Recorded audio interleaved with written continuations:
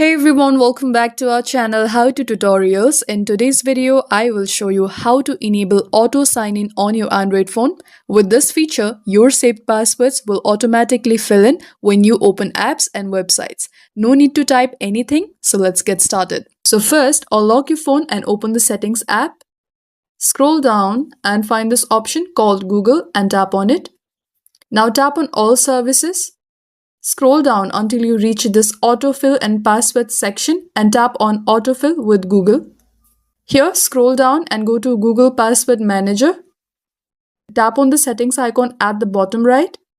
Now find auto sign in and turn the toggle on. This feature lets your phone automatically sign you into apps and websites where passwords are saved without asking every time. Now open any app you are logged out of, like Instagram or Facebook.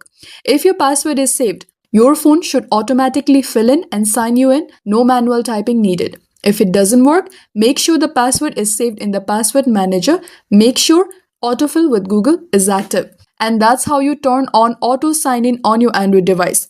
Super quick and super useful. If this video helped you, hit like and subscribe and comment below what tutorial you want next. Thank you for watching and I will see you in the next one.